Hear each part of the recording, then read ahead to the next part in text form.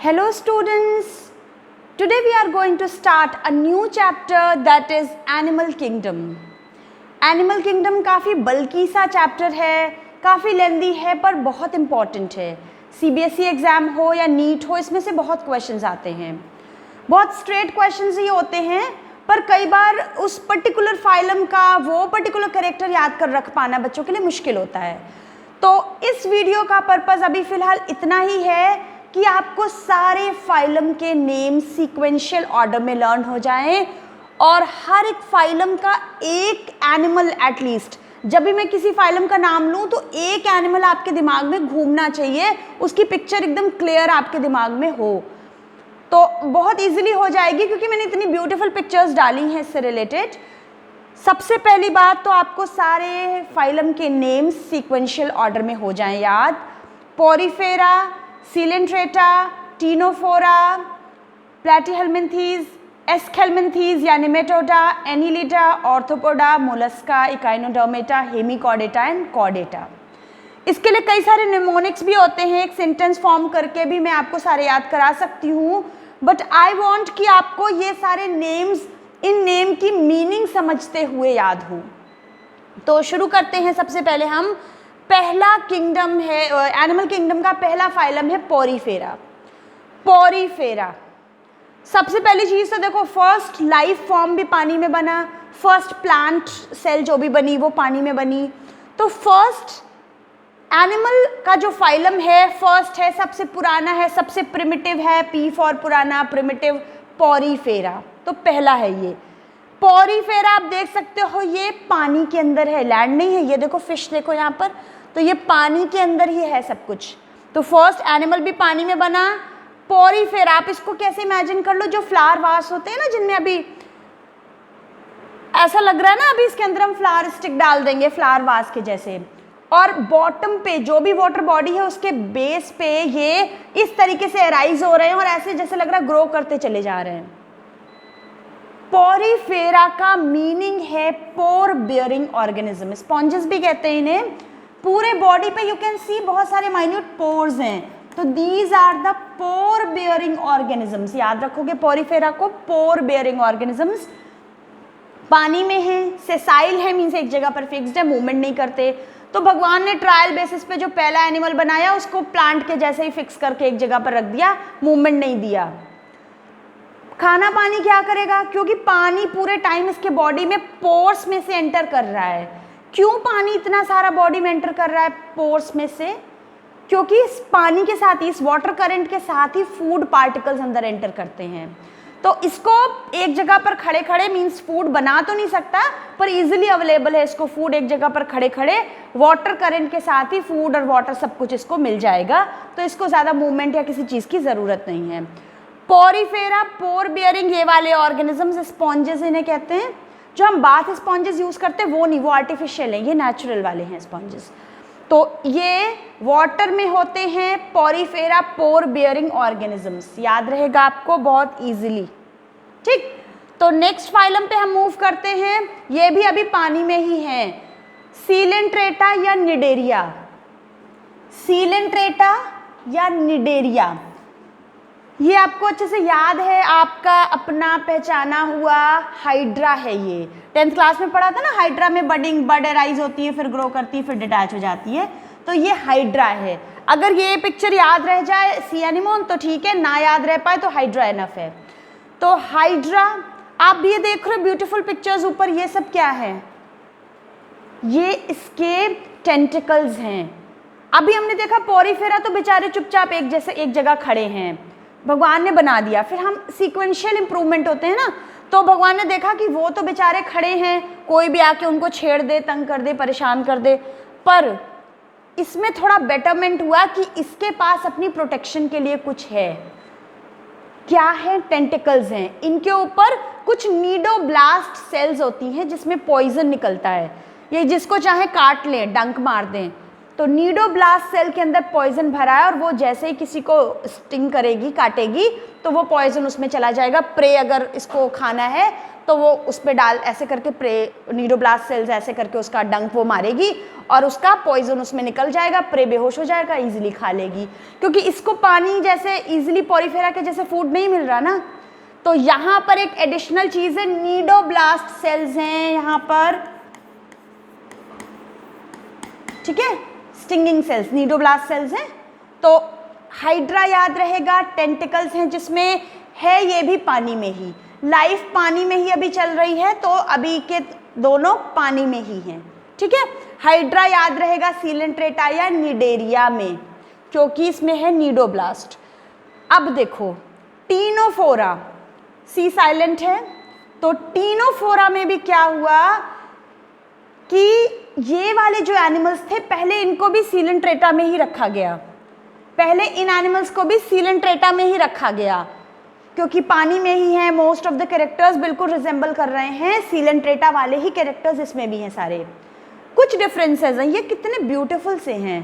तो पिछले वाले जो ना थे वो इनकी खूबसूरती से जल रहे थे, तो इनको बाहर हटा दिया, इनको भगा दिया, फेंक दिया, बाहर कर दिया, तो इनका एक अलग फाइलम बन गया टीनोफोरा।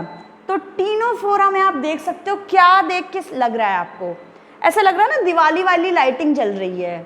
तो ये इनकी एक बहुत ही खास यूनिक सी प्रॉपर्टी है, बायोल्यूमिनेसेंस।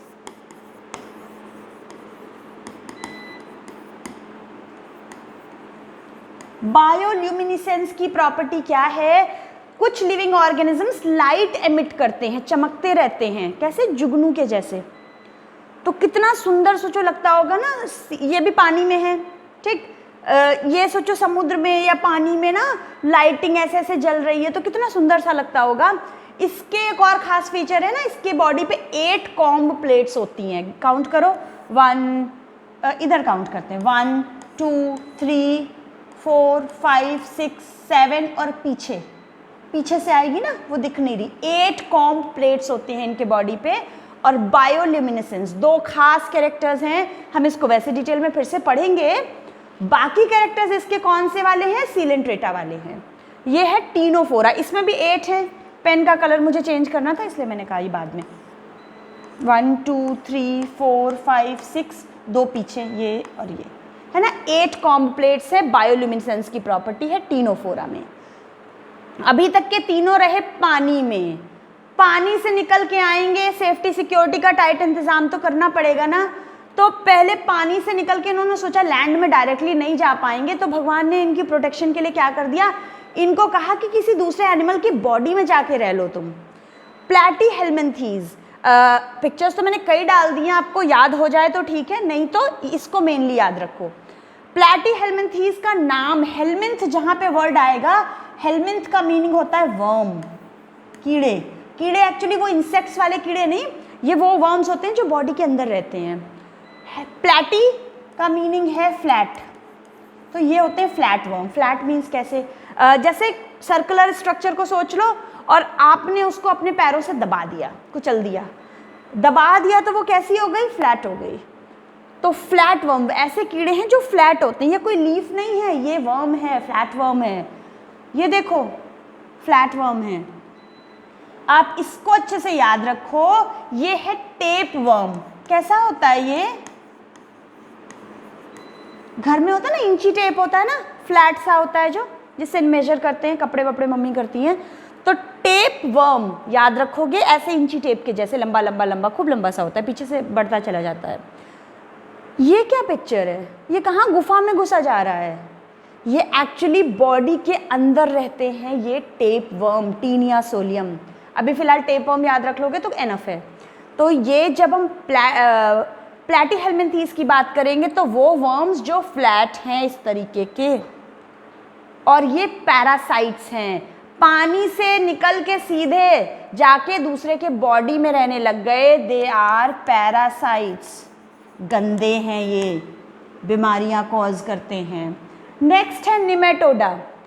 अगला फाइलम जो निमेटोडा है, ये भी गंदे वाले हैं, ये भी दूसरे के बॉडी में रहते हैं। जब भी निमेटोडा को एस्केल्मिन्थीज भी कहते हैं, एस्केल्मिन्थ, अभी मैं बताती हूँ, हेल्मिन्थ्स वही हो गए वर्म्स। और एस्क का क्या मतलब है? एस्क यहाँ पर ये कौन आता है? एस्कैरिस। एस्कैरिस नाम तो सुना सुना सा लग रहा होगा। तो एस्कैरिस जो एस्कैरियासिस बीमारी कॉज करता है, हमारे इंटेस्टाइन में रहता है, तो ये भी पैरासाइट्स हैं, बॉडी के अंदर जाके रहते हैं और बीमारियां कॉज करते हैं। ये भी वर्म्स हैं। Ask means Ascaris. निमेटोडा भी इसको कहते हैं। तो ये एस्कैरिस है, मेल और फीमेल। हम पढ़ेंगे, देखेंगे कि इसमें फीमेल लंबी और बड़ी सी होती है और मेल छोटा होता है। ये देख सकते हो पिक्चर में कि ये देखो पैर के अंदर से ऐसे निकल रहा है, ये बॉडी के अंदर रहता है। तो ये भी पैरासाइट्स हैं। इससे पहले वाले फ्लैटवर्म भी, प्लैटीहेल्मिन्थीज भी पैरासाइट्स हैं। उससे पहले के 3 पानी में रह रहे हैं, याद रहेगा। अब जब आगे बढ़ रहे हैं, अभी तक 5 फाइलम्स हो चुके, तो भगवान को पता चल गया कैसे कैसे कैसे बनाना है, क्या करना है। तो आगे जाके क्या एडवांसमेंट हुआ कि अब ये लोग थोड़ा लैंड में रहने को तैयार हो गए और ये जाकर पहली बार लैंड में ठीक से रह रहे हैं। तो ये कहीं भी रह सकते हैं, बॉडी के अंदर रहना इनके लिए कोई ज़रूरी नहीं है, आराम से बॉडी के बाहर लैंड में पड़े रहते हैं। और ये थोड़े अच्छे भी हैं, मतलब इन्होंने देख लिया कि बड़े गंदे बन के, दुष्ट बन के भी कोई फ़ायदा नहीं है, तो ये थोड़े अच्छे वाले हैं। याद है ना ये कौन है? अर्थवर्म। इसको तो आप बड़े अच्छे से पहचानते हो, सभी अर्थवर्म की ही पिक्चर्स हैं जो आपको पसंद आए, जिसमें एनिलिडा का मतलब है, Annelida means annulus. Annulus, annulus का मीन्स है रिंग, जिसके बॉडी पे रिंग्स होती हैं। रिंग्स कहाँ पर बहुत अच्छे से दिख रही है? इसमें भी दिख रही है, ऐसे करके दिख रही है, रिंग्स बॉडी में लगी हुई हैं। ये देखो रिंग्स हैं पूरे बॉडी पे। तो जिसकी बॉडी में सेगमेंट्स हैं, रिंग्स हैं पूरे में, या जिनकी बॉडी सेगमेंटेड है, वो है एनिलिडा। जैसे कि अर्थवर्म, बड़े अच्छे से देखा है आपने। हो सकता है उस नज़र से ना देखा हो कि लाओ इसको स्टडी करें, इसमें रिंग्स हैं क्या है। तो बारिश के दिन हैं, खूब अर्थवर्म इजीली दिखते हैं, मिलते हैं। अच्छे से देखो, उनको प्यार से देखो और ऑब्जर्व करो।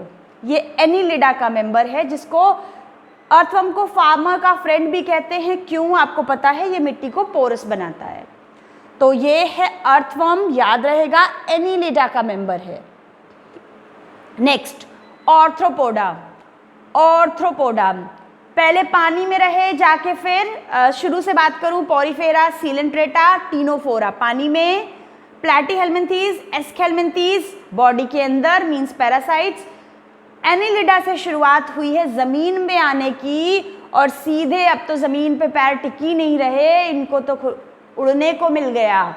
तो ऑर्थ्रोपोडा में बहुत तरीके के वैरायटी ऑफ ऑर्गेनिजम्स आते हैं। आंट भी आती है जो उड़ नहीं सकती, चलती है, रेंगती है। उड़ने वाले भी आते हैं, बहुत तरह के इसमें ऑर्गेनिजम्स आते हैं। आपने इतनी वैरायटी के कीड़े मकोड़े देखे होंगे अपने चारों तरफ कि उनको मीन्स, जब मैं इसकी पिक्चर्स देख रही थी तो इतने ब्यूटीफुल इंसेक्ट्स भी थे।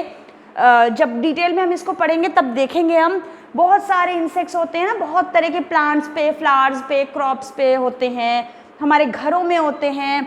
अगर मैं आपके पूछूं आपके घर में कितने मेंबर्स हो, कितने लोग रहते हैं, तो आप बताओगे 2 लोग, 4 लोग, 5 लोग, जो भी। पर नहीं, आपके घर में आपके साथ ना जाने कितने कीड़े मकोड़े रहते हैं साथ में। तो घर के मेंबर तो कम होते हैं, साथ में कीड़े मकोड़े। किचन में कॉकरोचेस होते हैं बहुत सारे, कुछ भी नहीं, कितनी भी साफ सफाई रखो, थोड़े बहुत मॉस्किटोज तो होते ही हैं, हाउस फ्लाइज होती ही हैं। तो ये सभी हैं एग्जाम्पल ऑर्थ्रोपोडा के। ऑर्थ्रोपोडा, ऑर्थ्रो मीन्स जॉइंट और पोडा मीन्स पैर या अपेंडेजेस। इनके देखो जॉइंट अपेंडेजेस होते हैं, ये ऐसे करके जॉइंट होते हैं। तो जॉइंट अपेंडेजेस या जुड़े हुए पैर होते हैं जिनके। अब यहाँ के एग्जाम्पल याद हो जाएगा, मच्छर मक्खी सारा याद रख लो। तो ऑर्थ्रोपोडा में भी सेगमेंटेड बॉडी होती है। आपने शायद इन एनिमल्स को भी उतने प्यार से कभी देखा नहीं होगा। बायो हमें क्रुएलिटी नहीं सिखाती है, एनिमल्स के लिए काइंडनेस सिखाती है। एनिमल्स को आप उस प्यार भरी नज़र से एक बार देखो तो सही। स्टडी करनी है हमें एनिमल को, तो ज़रूरी नहीं है कि हम उस एनिमल को मारें और काटें तभी हम उसे पढ़ सकते हैं। वैसे भी तो पढ़ सकते हैं, उसके बारे में जान सकते हैं। मेन पर्पज़ है उसके बारे में जानना। तो कोई भी एनिमल, जैसे कि हमने इस फाइलम का, जैसे हमने ले लिया सिंपल मॉस्किटो, तो मॉस्किटो में आपको सेगमेंटेड बॉडी दिख रही है ना, जैसे अर्थवर्म में थी, ये देखो यहाँ पर सेगमेंट्स दिख रहे हैं बॉडी में। ऐसे ही ये तो बहुत छोटा होता है, ढंग से नहीं दिखेगा। कॉकरोच को हमेशा आपने ऊपर से देखा होगा, इसको पलट के अंदर से देखो, तो जो इसकी इस साइड से देखोगे ना तो यू विल फाइंड, ऐसे करके ना आप देखोगे जब इसे, तो यहाँ पर भी आपको बहुत सारे सेगमेंट्स दिखाई देंगे। ऑर्थ्रोपोडा में भी एनिलिडा के जैसे थोड़ा करेक्टर है, मिलता जुलता, इसकी भी सेगमेंटेड बॉडी है। आप देखोगे ना हमेशा एक फाइलम में जो कैरेक्टर है ना वो मिलते जुलते, दूसरे में भी वैसे ही कुछ सिमिलैरिटीज हैं। इवोल्यूशन की तरफ भी इंडिकेशन हो रहा है।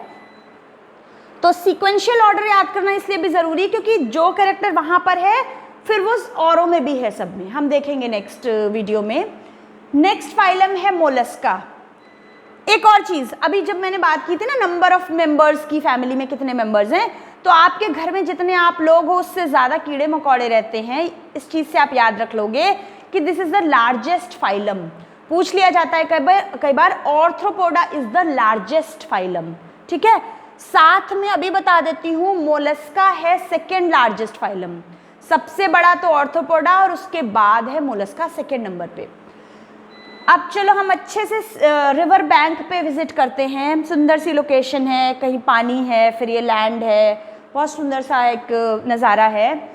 यहाँ पर ये एनिमल्स इस तरीके के हैं। कैसे हैं ये एनिमल्स ना, बड़े सॉफ्ट से, कुछ जेली लाइक जैसे समझ में आ रहे हैं, चिकने चिपचिपे और बड़े सॉफ्ट और डेलिकेट से ऑर्गेनिज्म हैं।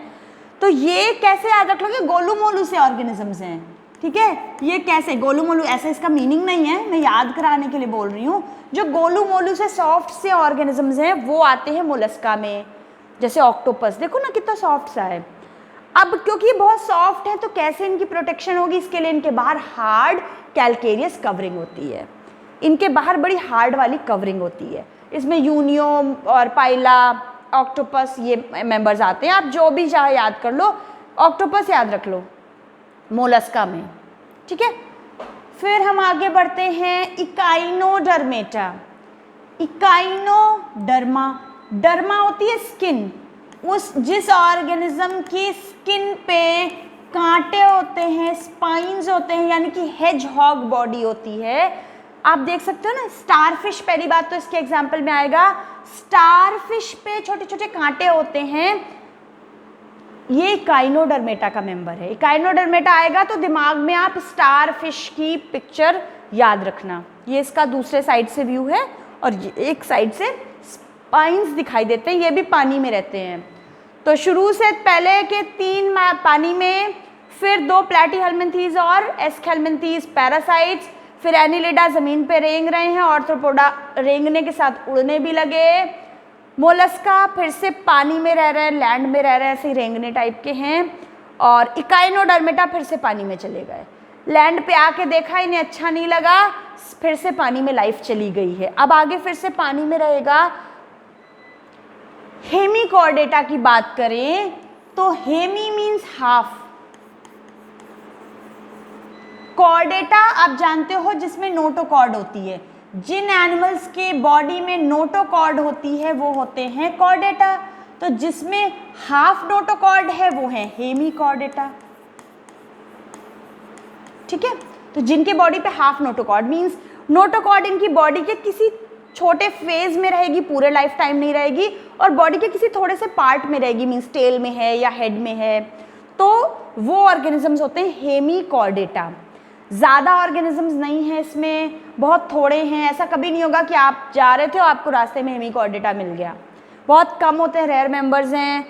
पानी में होते हैं, आप ये पिक्चर देखो, ये पानी में होते हैं, तभी तो इनमें गिल स्लिट्स होती हैं। तो एक्चुअली ये तीनों एक ही मेंबर है, बैलेनोग्लॉसिस।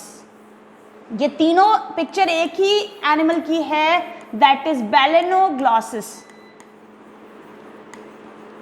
अलग अलग नहीं है, जो आपको अच्छी लगे वो आप याद रख लो। बैलेनोग्लॉसिस की कुछ एनिलिडा से मिलती जुलती भी है बॉडी, और कुछ थोड़ी अलग तरह की भी है।